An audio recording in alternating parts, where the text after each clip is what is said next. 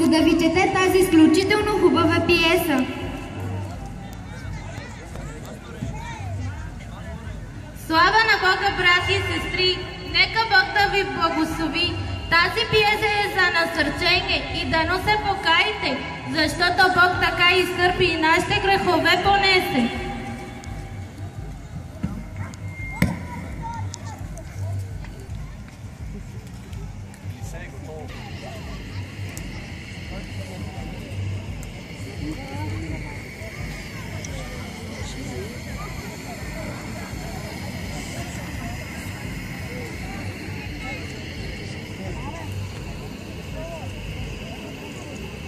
Като видя множествата, изкачи се на хълма и когато седна, учениците му дойдоха при него.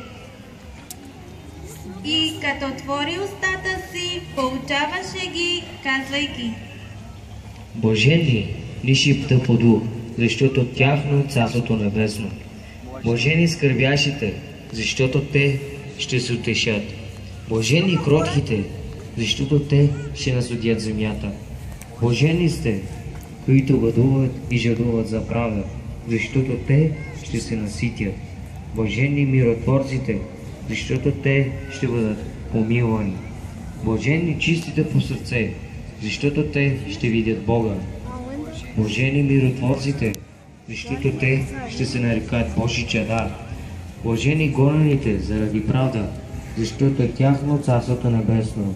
Блажени сте, когато ви хулят и ви гонят и говорят лъжливо против вас. Всяко зло заради мене. Радвайте се и се веселете, защото голяма е наградата ви на небесата, понеже така гонеха пророците, които бяха преди вас. А Исус повика учениците си. Елате! И рече: Жално ми е за народът, защото 3 дни вече седят при мене и няма какво да ядат, а не искам да ги разпусна гладни, да не им премалее по пътят. Учениците му казаха: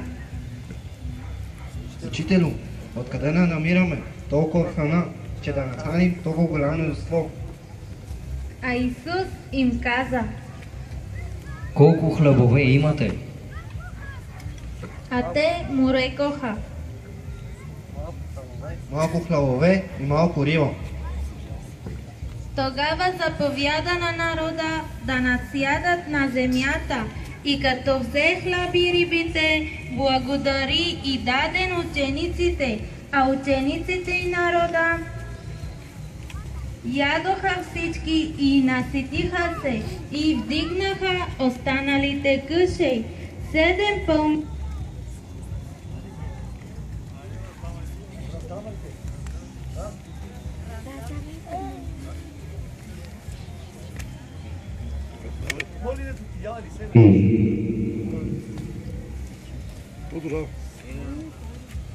Отче, благодаря ти, Господи, че ме чуваш. Господи, Татко, сега те моля, Господи, святи Татко Боже, ти да благословиш тази храна, да стигне и дори да има излишък, Боже.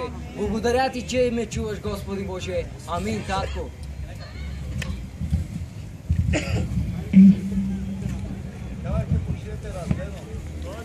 Дайте.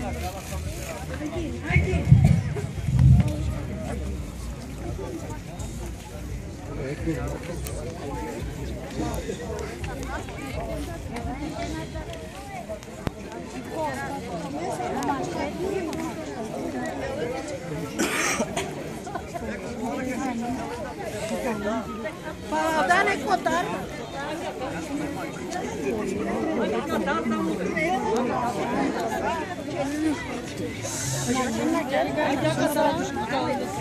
Saborenza.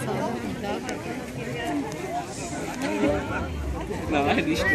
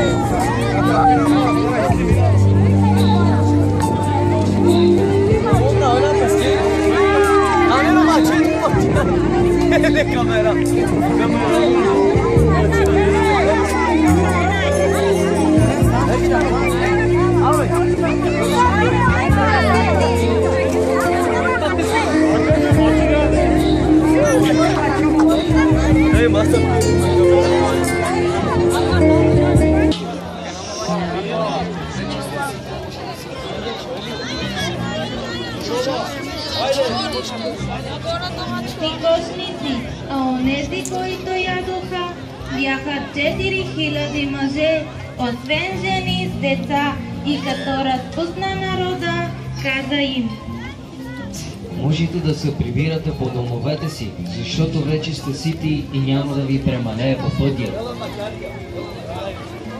Излезе Исус с учениците си по селата на Кесария Филипова и по пътя попита учениците си: Според хората,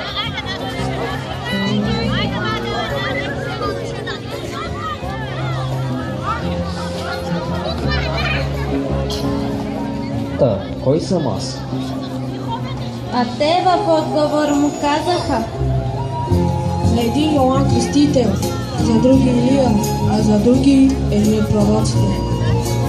Тогава ги попита: А според вас кой съм аз? Петър в отговор му рече: Ти си синът на живия Бог, ти си Месията. Исус рече на Петър: Петре, това плът и кръв не ти го откриха, а моят Отец, който е на небесата. И на тази кънара ще съградят църквата, и портите на ада няма да наделеят. И заръча им да не казват на никого за него. Не споделяйте това с никого. А когато бяха на път на Иерусалим, Исус вървеше пред тях, а те се удивяваха, и онези, които го следваха, бяха отсети от страх. И когато събра 12, започна да им казва това, което щеше да го сполети. Ето, ние възлизаме за Иерусалим, и човешкият син ще бъде предаден на главните свещеници и на книжниците. Като го съдят на смърт, ще го предадат на езичниците и ще се поругаят над него. И ще го заплюват, ще го бият и ще го бият, а след 3 дни ще възкръсне. И когато се приближиха към Иерусалим, до Витафагия и Витания, при Ионския хълм, изпраща двама от учениците си, им каза: Идете в селото, което ви е насреща, и щом влезете в него, ще намерите вързано осве, което никой човек още не е възял. Отвържете го и го докарайте. И ако някой ви попита защо го правите, кажете, че на Господ трябва.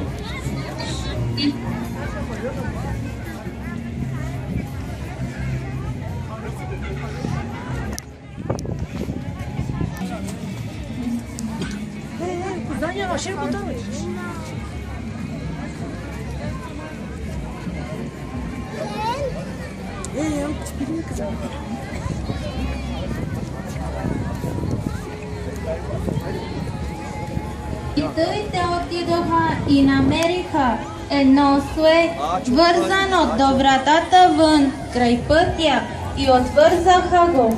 И някои от стоящите там казаха: Какво правите? Защо отвързват ослето? А те им говориха, както им бе заръчал Исус, и оставиха ги, и докараха ослето при Исуса. И наметнаха на него дрехите си, и той го възседна, и мнозина напъстаха дрехите си по пътя, а други клони, като ги сечеха от дърветата.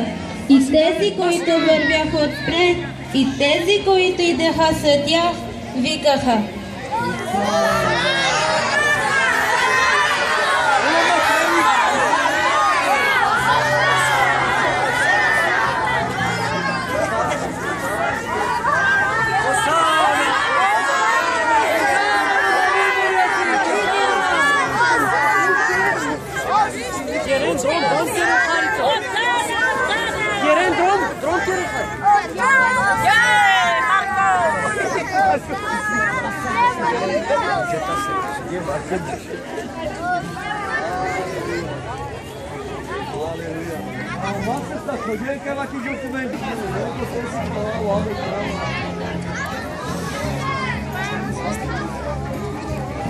Бъдете благословени, Господ да благославя, благослови на мамуше, тя е книгите по-дурана, ела пак ме кари.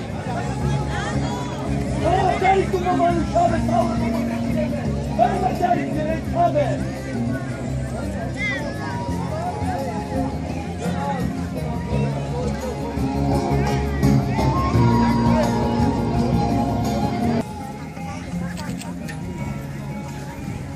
Исус влезе в Иерусалим, в храма, и когато разгледа всичко, понеже вече се беше свечерило, отиде в Витания 12-те и дойдоха в Иерусалим.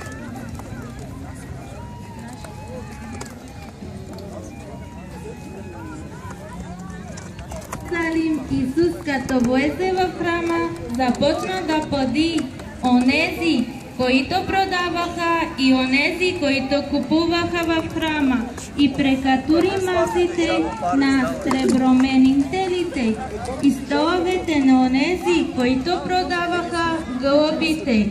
Не позволяваше да се принесе някакъв, каквото и да било, съд през храма, и поучаваше ги, казвайки: Не е ли писано, домът ми ще се нарече молитвен дом за всички народи, а вие го превърнахте в разбойнически вертеп? И главните свещеници, книжниците, чуха това и търсеха начин как да го погубят. Видя ли какво направи този Исус? Да, видях. Трябва да намерим начин да го погубим. Да, ще намерим начин да го погубим. Защото се бояха от него, понеже целият народ се удивляваше на учението му, а когато мукваше, той излизаше вън от града, а след 2 дни щеше да бъде Пасха.